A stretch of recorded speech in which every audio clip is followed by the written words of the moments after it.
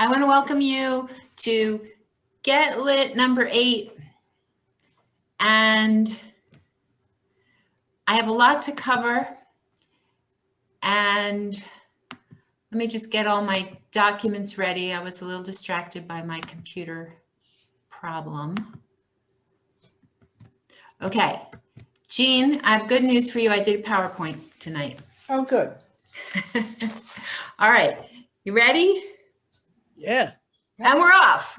So in publishing news, a few weeks ago, we talked about this scandal in Paris, in France, with the Me Too kind of movement that was going on. So the memoir that kicked all of that off was published in English this week. And hi to everybody else who's arriving. Hi, Eileen. Hi, Lisa. Hi. Cassie. Hi, Chris. Okay. Here is the book.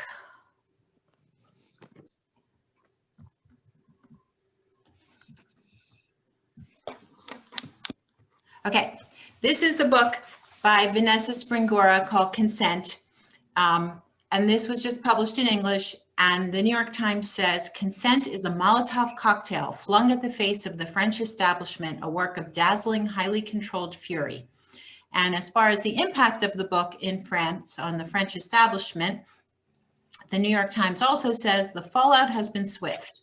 After the publication of Consent, prosecutors opened a case against Matzneff. That's the man she had the affair with, starting when she was 14, I forget. He was dropped by his 3 publishers and stripped of a lifetime stipend. This week, the government announced it would instate 15 as the age of consent in France. So by every conceivable metric, her book is a triumph. So there you go. There's a story of a book having an impact on changing the world. In other publishing news, just this morning, Hillary Clinton and Louise Penny have announced they're teaming up for a mystery novel. It's going to be called State of Terror. Deb, you love Louise Penny, right? I do too. Yeah. And it will be releasing on October 12th, 2021. Here's a quick plot summary. It follows a novice Secretary of State, go figure, who has joined the administration of her rival, a president inaugurated after 4 years of American leadership that shrank from the world stage. A series of terrorist attacks throws the global order into disarray. Let's hope this is not predictive. And the secretary is tasked with assembling a team to unravel the deadly conspiracy, a scheme carefully designed to take advantage of an American government dangerously out of touch and out of power in the places where it counts the most. This high-stakes thriller of international intrigue features behind-the-scenes global drama informed by details only an insider could know. So I think it sounds interesting. There was a book with Obama as a detective, Hope Rides Again, I think it was called. I don't think it was that good. I feel like the fact that Louise Penny is part of this gives it a really And what's this book called? prognosis. State of Terror. Lynn, did you read the Patterson Bill Clinton book? Oh yeah, that one wasn't supposed to be any good either. Oh, that was very disappointing. I read it. Did you like it, Chris? I listened, and listening was okay. Oh, you know, that's a book like that would make for great listening if you have a good reader. Okay, I have more publishing news for you.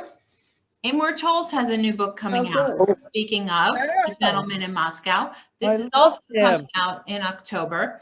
The Lincoln Highway centers on a young man on his way home from a work farm where he's just completed a 1-year sentence for manslaughter.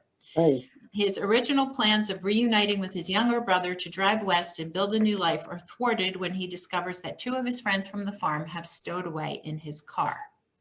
Oh. Now, the author, Amor Tolls, says, as a novelist, I like to mix it up. Rules of Civility describes the year in the life of a 25-year-old woman who's about to climb the socioeconomic ladder of New York. A Gentleman in Moscow spans 3 decades with a Russian aristocrat who's lost everything. The Lincoln Highway, hold on, printer glitch, is about 3 18-year-old boys on a journey from Nebraska to New York City in 1954, and the whole story lasts about 10 days. Cool. A Gentleman in Moscow was on the New York Times bestseller list for 104 weeks. Wow. It has sold 2.4 million copies. Rules of Civility, which was his first book, was also a New York Times bestseller. Together, the two books have been translated into 30 languages. And And he's a delightful speaker, He's a fabulous speaker. fabulous speaker. Yeah. Yeah. He seems like a great guy. While I think the Lincoln Highway will offer readers many of the same satisfactions of my first two novels, I hope it will provide them not simply a new set of characters, settings, and themes, but a very different reading experience. I do remember when he spoke at KI, he said that he thought that the first 100 pages of his book were probably pretty boring and just to stick with it. I had a He was right. He was right. There you go. I had a fun experience this week. This is one of Riverhead is a publisher. They do a lot of really good literary fiction. And they had a variety show, and it was one of the most clever online presentations I've seen a publisher do. Avisa, did you go? They brought in some of their forthcoming authors. They interviewed them, but they did really creative things. They had an a cappella group from a college, I forget which one, 3 women, and they wrote songs about each of the books and performed them, which was fantastic. And then they tried to do some quirky things with each author. One of them, they interviewed her about her dog. One of them, they interviewed about his sweater collection. And Chang Ray Lee, who we talked about recently, gave us a tour of his refrigerator. It was fabulous. And since he's Korean and he likes to cook a lot, it was really like one of the best things I've ever seen an author do. I loved it. I wish you guys could have seen it. And one of the things I learned from this is that Lauren Groff, if we have any Lauren Groff fans out there, she has a new book coming out in September. It's called Matrix. And the quick plot description: cast out of the royal court by Eleanor of Aquitaine, deemed too coarse and rough-hewn for marriage or courtly life, 17-year-old Marie de France is sent to England to be the new prioress of an impoverished abbey. Its nuns on the brink of starvation and beset by disease. And she pulls them all together. So there's the story for that. Can't wait. Yeah, that one sounds really good. Little historical fiction from Lauren Groff. All right, now wrap up a few things from last week. We talked about Patricia Lockwood. This is her new novel. No one is talking about this. Priest Daddy is her memoir. If you're interested in discovering her, I have a feeling the memoir is probably more accessible and a better way to start. But I heard an interview with her on NPR this week, and she was fantastic. She was interviewed by Ari Shapiro, and I will send you a link to the interview. She was just great, interesting, smart, funny, doesn't take herself too seriously. Made me really want to read her work. Another book that I mentioned briefly in the past, but it's really selling well. People are really liking it. This Adam Grant book. You may know him as the Wharton professor, the author of the originals. And in this book, he makes the case for building our capability to rethink and unlearn what we already know. In a world that's rapidly changing and in workplaces that are far more diverse, the ability to embrace the joy of being wrong and learning how to listen with the intent of being a lifelong learner could be the secret to professional success and to personal satisfaction and engagement in society. That sounds good to me. Mm-hmm. This is also proving very popular. We talked about this a bit. I just think this is really an important work. So lots of history. Huh? And this is a book I didn't have time to mention. Moms Don't Have to, a quarantine anthology. Zibby Owens is the host of a podcast. And during COVID, she wanted to give people something more positive to look at. And she launched an online magazine called We Found Time. It really resonates with me because one of my pet peeves is when I tell people what I do for a living, they say, oh, I don't have time to read. And I'm just like, So she had a bunch of authors on the podcast and they wrote original essays. And she's organized this book into themes inspired by 5 things moms don't have time to do: eat, read, work out, breathe, and have sex. So there's that. There is on the left, local author Amy Impellizzeri, and she is interviewing the author, Zibby Owens there. Amy is part of this group that I've mentioned before, the Tall Poppies. They're a local group who market each other's books. Sadiqa Johnson, the author of The Yellow Wife, is also part of that group. Okay, so we have talked about awards, and we've talked less about celebrity book clubs, but celebrity book clubs are also something that have a big influence on the popularity and success of a book. This all, of course, started with Oprah. Oprah is really, I think of her as a book goddess. Two current celebrity book clubs are this one with Reese Witherspoon. I don't know if any of you have read any Reese choices. I mean, I like her very much. I think she's made some good choices. I think in general, her books tend to be a little more commercial.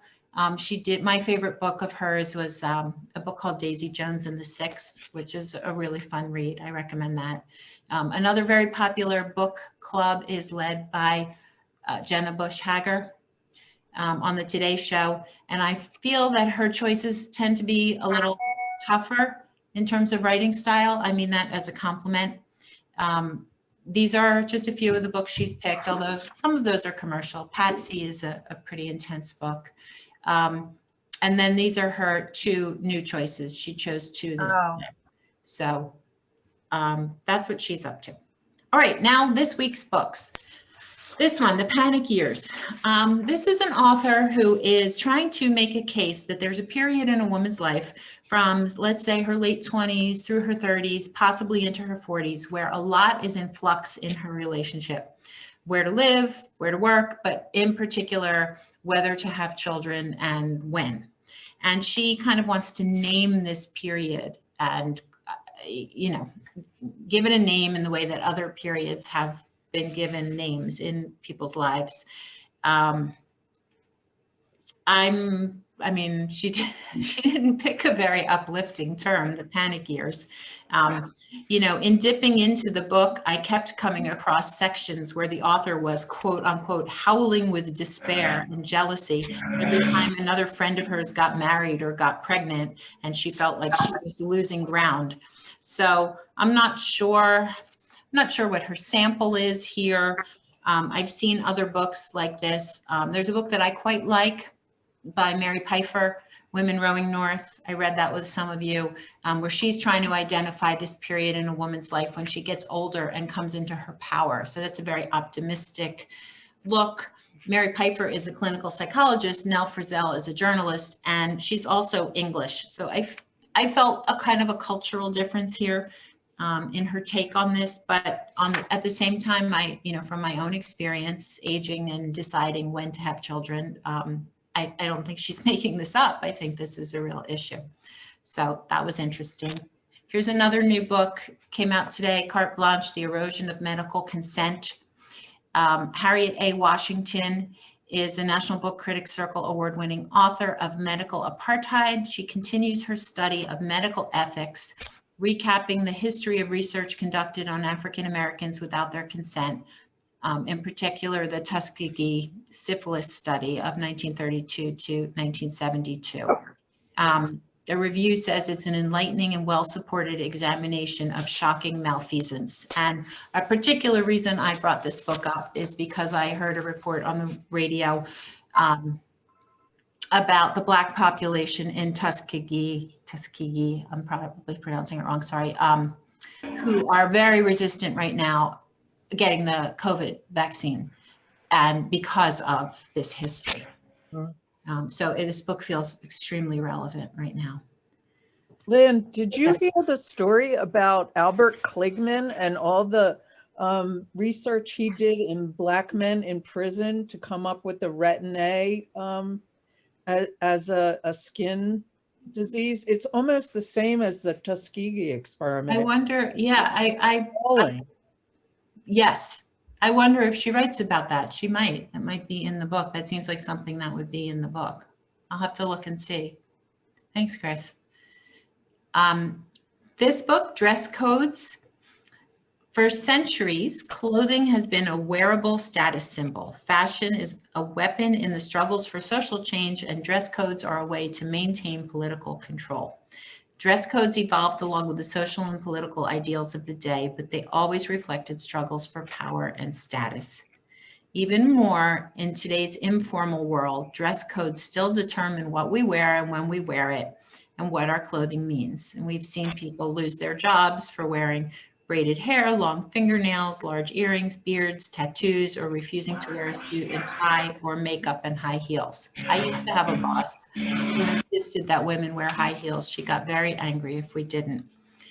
The author of this, Richard Thompson Ford, is a law professor at Stanford University, and he looks at the history of the laws of fashion from the Middle Ages to the present day. And I think this is very interesting to approach the topic of fashion from a legal perspective. The author has written about law, social and cultural issues, and race relations for the New York Times, the Washington Post. He's been on the Colbert Report and the Rachel Maddow Show. And he lives in San Francisco, teaches at Stanford, obviously. Kirkus, as an example of a review source I like, gave it a starred review. Publishers Weekly says, though Ford's sprawling overview drags in some sections, he makes a convincing case that dress codes reveal much about the social order and the pursuit of individual liberty. This jam-packed history casts its subject in a new light. It's a very academic book, and I have it here. It has color plates in it. It's really a beautifully done, oh, there's a current image, Donald Trump with his Scotch tape on his tie.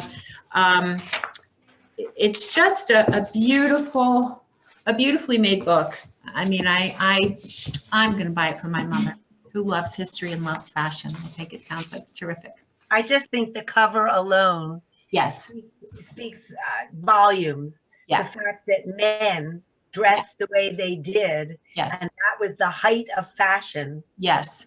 I know. Look at those sexy legs on him. Sexy legs, stockings, short cut, with the cloak, you know, lopsided. I mean, that's a Beyonce costume. Things have changed a lot, and it's a very, I mean, I've always felt that fashion makes an important statement of who you are. Patricia Engel, she is the daughter of Colombian immigrants. This is a new novel, and it shares the story of a divided family. The parents, Mauro and Elena, met and fell in love as teenagers in Bogota. Amid war and strife, they emigrate to the US with their firstborn child. They have 2 more children in America. When the novel opens, one of their daughters, Talia, is being held at a correctional facility for adolescent girls in Colombia. Her father was deported. He's waiting for her in Bogota with 2 plane tickets to the US, where they can get back to their mother and their siblings. And the question is, can she get there in time to get back to the United States, and what's going to happen? I read the first chapter. It's very smoothly, beautifully written, very easy to get drawn into the story. It feels like a story I would enjoy reading, and possibly a good follow-up for American Dirt, if you've read American Dirt, and maybe with some more authenticity, since the author is from Colombia.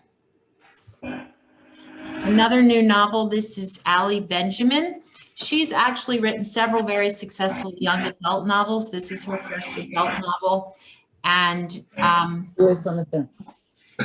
it is based on the Edith Wharton story of Ethan Frome. And if somebody needs to mute themselves, please. And if it's if you're a fan of Edith Wharton, which I am very, very much, and you haven't read Ethan Frome, please read it quickly. It's very short. It's wonderful. Anyway, this is it's a story of a family in Massachusetts. It's sort of takes on contemporary issues of our Me Too Trump generation. It feels energetic and like it could be a quick read, but a worthwhile read. So this one appealed to me. Cool cover too. This one is by an English writer. Oops, sorry. The Kitchen Front, and the story has to do with it's during World War II, and there's a competition to be the spokesperson on this cooking show, and these 4 different women are competing for it, and for various different reasons, they really need the job. That sounded like a great premise until I opened it and started reading it. And it's just this like stuffy English style, if you know what I mean. And I thought, I cannot possibly get through this book. And it has recipes in it, which is a kind of trendy, popular thing. If you have read The Sympathizer, which won the Pulitzer Prize in 2016, he has now written a sequel to that, The Committed. Now, I'm jumping ahead a little since I won't be with you next week. This is a book that comes out next week. And I want to take some time to tell you about another book that's coming out next week, Who is Maud Dixon? And I feel like I can tell you more about this one because I actually read it. So have we talked about, or do you know about advanced reader copies that publishers send out?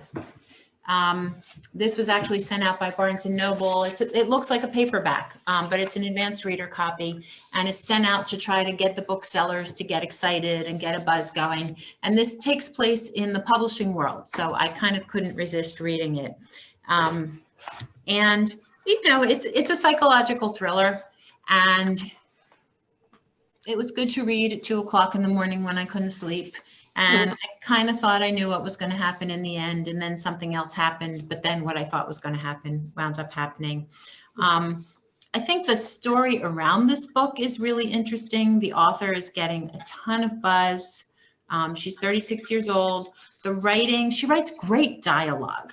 And she says about her dialogue, it's about these 2 women. One of them has written a hugely popular novel under a pseudonym. And the other one is Florence, this young woman who's an editorial assistant. She sees that her career is going nowhere. She gets a chance to be the assistant to this mysterious writer. And these 2 women develop a relationship. And Florence is determined to have a great career as a writer, no matter what it takes. And they're both, you know, neither one of them is really a good person. So when you see them tangle, your sympathies might go back and forth. And the author says, women learn these very complex ways of relating to one another. So much of it comes down to language. It's like very subtle warfare. And I think that this author writes excellent dialogue. She said Patricia Highsmith, the talented Mr. Ripley, is one of her models. And also because Elena Ferrante was getting so much press, she was interested in this idea of a novelist hiding behind a pseudonym. So she said, the author says, it's a novel about identity. How do we change the person we are into someone we want to be? And she has this idea that Florence has a sort of creeping sense of her own insignificance and an idea that she's not going to achieve what she wants to in her life. And she feels like, you know, damn it, I'm not going to let this chance go by. It is already off to a huge start. I think this is going to be a really big book. I think you are going to see it everywhere. It has already sold foreign language rights in 22 countries and film rights. So there's that. Quickly, here's another novel coming up next week, What's Mine and Yours. This author is a finalist for the Kirkus Prize. This is an intergenerational saga of 2 North Carolina families inextricably connected by trauma and love. The review says it's tender, but miraculously never sentimental. If you are a fan of Kazuo Ishiguro, he has a new book coming out next week, so this is a big deal. I think if you read, what's the one? I'm forgetting the title, and I don't want to tell you it's about, because if you haven't read it, I'll give it The away. Remains of the Day? No, not that one. The other Never one. Let Me Go? Never Let Me Go. Yeah, this is in that vein. Ooh, That. Thank you. So this will be a big deal. And then quickly, here are 2 more forthcoming books from next week. Anne Lamott's new book, Dusk, Night, Dawn. She explores the tough questions that many of us grapple with. How can we recapture the confidence we once had as we stumble through dark times that seem increasingly bleak? As bad news piles up, from climate crisis to daily assaults on civility, how can we cope? How do we start to get our world and joy and hope and our faith in life itself back? Mm. Now, I think that this is a writer I would trust to take me on a journey like this. She's a very spiritual, beautiful writer. She's written many books. She's got a very distinct voice. And of course, my favorite book of hers is Bird by Bird, which is probably one of the best writing. And then Walter Isaacson, who I'm sure you know from many of his other famous biographies, has written this book about Jennifer Doudna. And the story goes, when she was in 6th grade, she came home one day to find that her dad had left a paperback titled The Double Helix on her bed. She put it aside, thinking it was one of those detective tales she loved. When she read it on a rainy day, she discovered that she was right in a way, and she became enthralled by the intense drama behind the competition to discover the code of life. The Double Helix, of course, being James Watson's book. So fast forward, she and her collaborators turned a curiosity of nature into an invention that will transform the human race, an easy-to-use tool that can edit DNA, known as CRISPR. It opened a brave new world of medical miracles and moral questions. So this is Isaacson's new book coming out next week. And that is the end of my presentation. So talk to me. Now I can see you again. Does anybody have any questions or comments? Or I just wanted to mention, Lynn, that real quick, that I'm almost finished reading now the Bad Muslim Discount. and how do you How like is it? it? Love the book. It's really a terrific book. I'm so thanks. glad to hear that. Thank you. Thank you. Thanks for suggesting that one. My pleasure. I will bump it up my list. Okay. I as I said, I read the first chapter and I liked it very much, so I'm glad it stood up. And it gets much more interesting, much more interesting as the story evolves. Yeah. Okay, that's a great recommendation. Thank you. What was And- that called? The Bad Muslim Discount. Bad Muslim. Okay. Mhm. Thank you. Anything else? Yeah, Lynn, I saw that The Slaughterman's Daughter by Yaniv Iskovitz came out today. I don't know anything about it. Do you? No, I'll find out about it. Okay. Yeah, it sounds vaguely familiar because I remember seeing the name because I know somebody named Yaniv, and I'll check it out. Thanks, Okay. Ellen. I'll see what I I'm can. very curious about who is Maud Dixon, that you feel that it's going to be such a big deal, and it sounds dark. Oh, it's very dark. It's very dark, but it's a psychological thriller. So there have to be twists and turns. You know, Lisa, I think that the reason, see, what I'm trying to get across is sometimes there are these books that the publishing world decides they're going to make it a big hit. Mhm. They have an author who they feel is mediagenic, and they're just pushing it a lot. But you read it, and you enjoyed it. Yeah, I read it. You know, I struggle over books like there's a couple books like this and Perfect Tunes by Emily Gould that I read and blogged. I sent you my blog post. Like I read them. I stay up late reading them. I skim some of it. And, you know, I ask myself all the time, why did I finish this book? Mhm. What makes me keep reading? Because there are many books that I start and I don't finish. You know, and it could have been as simple as I wanted to see if my prediction for what was going to happen in the end was correct. It's not a bad book. I don't read a lot of psychological thrillers, but I've read better. Alice LaPlante. What's it called? Oh, it's such a good book. I'll try to tell you about that one. Does anyone else read psychological thrillers? I mean, it's a very popular genre. Chris, you do. Yeah. I throw them in. I throw them in every once in a while. Every once in a while, right. Yeah. Every once in a while, it's good to have a book you can read quickly. I read The Silent Patient. The Silent Patient is very popular. Yeah. It was okay. Right, it's okay. Okay. It's okay. It's not going to rock my world or change my life. And some of these other books might change my life, right? I mean, I don't think a book, on the one hand, I don't think a book like this is going to change my life. But on the other hand, I want to see what she did with Edith Wharton, because I love Edith Wharton and Right. I like the idea of taking classic works and redoing their stories.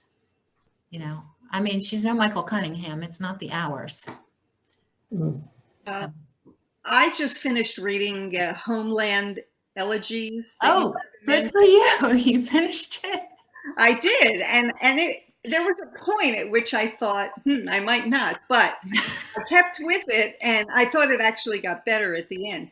But I have a question, and maybe to everybody out there, and you know, this was a book that was that mixture of autobiography and memoir and fiction. It was supposed to be a novel, but the author is the main. His name is the same as the main character, and lots of things about his background. But the issue about sex in a book and very graphic, descriptive sex, and I have no objection to that when it's not gratuitous, but it seems almost like it's a formula that if you don't put something like that in your book, it's not going to have the sizzle that it's supposed to. And in that book, I felt some of it was okay. The part where he gets syphilis from from a Pakistani girl, but there was some of it that I just felt, why is he telling me this? Like, why is this in the book? And I don't know how other people feel about that really graphic sex that seems to be part of a formula these days for writing anything. I don't know. Patty, you want to I comment? just want to talk about sex, that's all. Of No, course you do. what was the book? Should I stop recording now? Maybe I'll.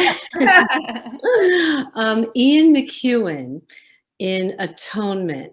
Okay, yeah. I have to confess that I haven't read that yet. I'm ashamed. Okay. I haven't. It's a much better read than the movie was, and the movie was good. I mean, but the read, and there's a section in it where the grown-up girl, and there's no point in talking about what happens, but she was young and she reported a rape, what she thought was a rape, and it was really consensual sex between her sister and somebody. So she writes a book about it.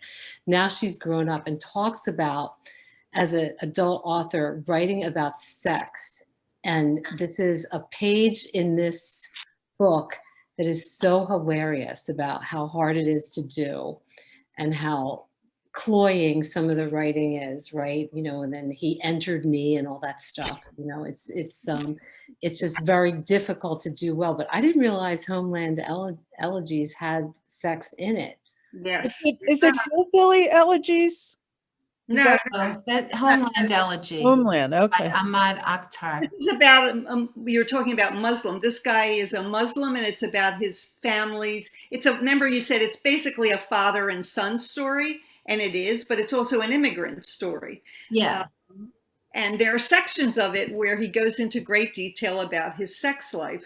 Well, not having read that book, I'm not sure I can comment on why he felt it was necessary to be part of his story. I mean, certainly there are plenty of books that are they're about writing sexy sex scenes. I mean, they're bodice rippers or whatever.